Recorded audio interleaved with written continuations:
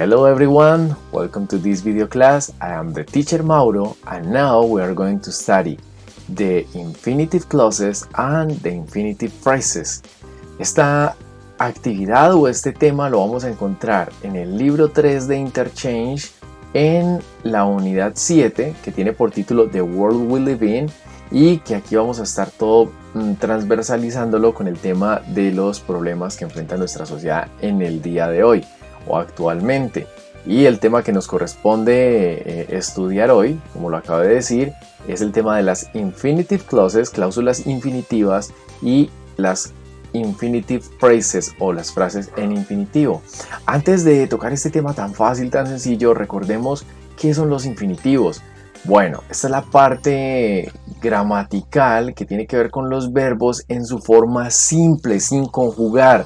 Por lo tanto, como los verbos no están conjugados, no nos van a aportar información temporal. Porque los verbos, cuando se conjugan, lo que hacemos es dar una característica de tiempo.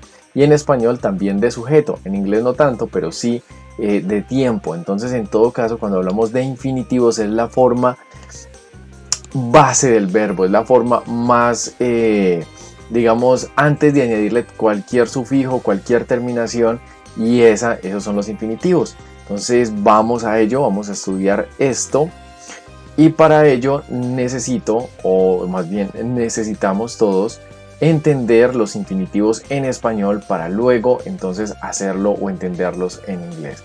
Recordemos que los infinitivos entonces es la forma no conjugada del verbo. En español los vamos a reconocer porque siempre van a terminar en ar, oer, oír. Entonces las acciones, los verbos terminados en ar como caminar, en er como comer, ir como reír, son verbos en infinitivo. No están aportando ninguna información temporal, es la forma base del verbo, y en este caso, como no están conjugados, no se pueden considerar todavía como un verbo. Es decir, no van a tener esa función en la oración. Lo que van a hacer es básicamente denominar que hay una acción, pero no están conjugados, no se refieren a un sujeto o a un tiempo. Entonces no van a ser parte del núcleo de la oración, que es el verbo conjugado, sino que van a ser parte más bien de otros apartados como el sujeto o el complemento.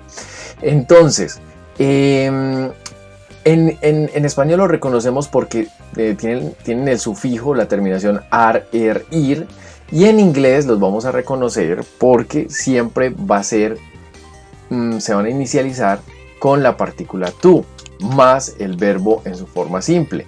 En este caso, entonces, si tenemos el verbo caminar, su forma infinitiva sería en inglés to walk, comer, to eat, reír, to laugh, y así sucesivamente. Entonces, si yo quiero decir jugar, to play. Entonces, mientras nosotros en español formamos infinitivos con los sufijos ar, er, ir, en inglés lo hacemos con la partícula to. Y voy a decir partícula porque to es una preposición también, pero aquí no va a tomar la función de preposición, sino que simplemente va a ser una partícula que, acompañando al verbo, pierde la función de preposición y va a ser más una especie de partícula que va a indicar que el verbo está en infinitivo.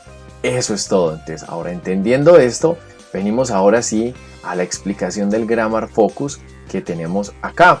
Entonces, en ese sentido y en ese orden de ideas, vamos a identificar lo que dicen estas oraciones. La primera: one way to change things is to talk to company's management.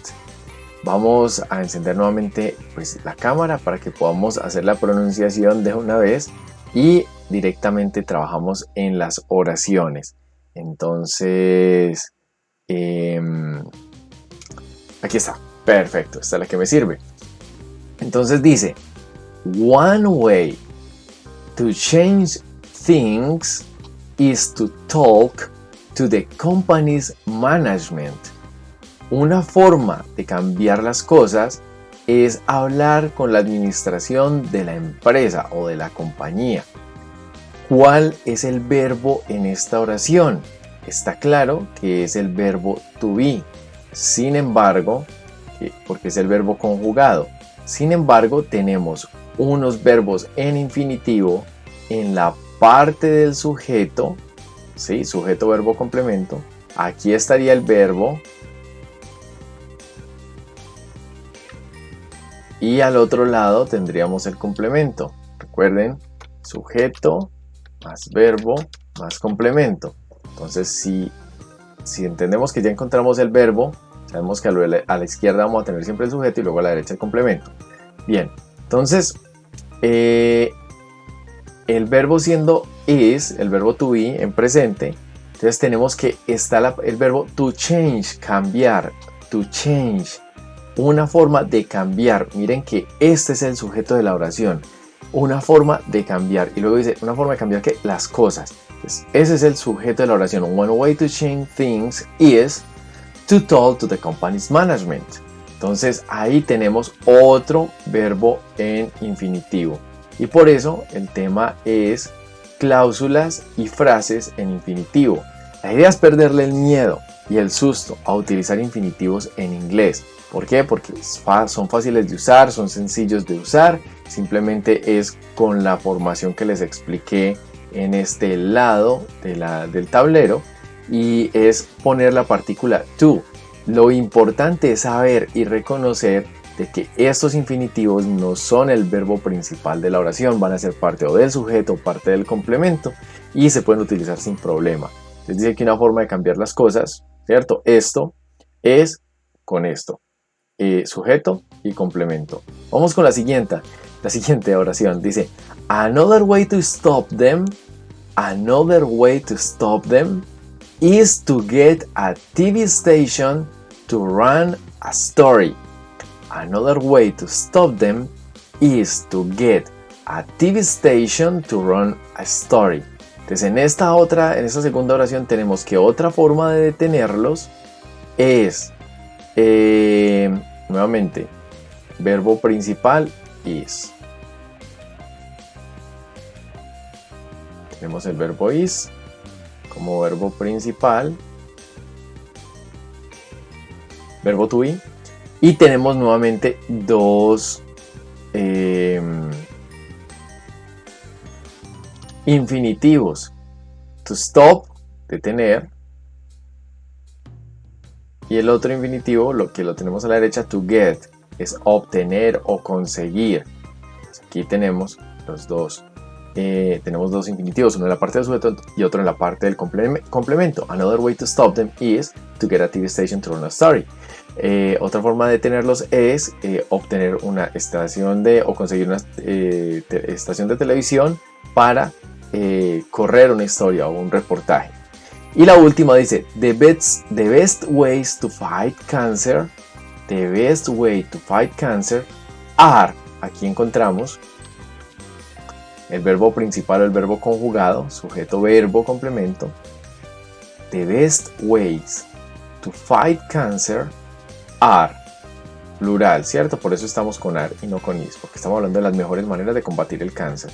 Dice to fight, de combatir o de pelear. Is to do, hacer, nuevamente en infinitivo. More research and educate people, hacer más investigación, educar gente.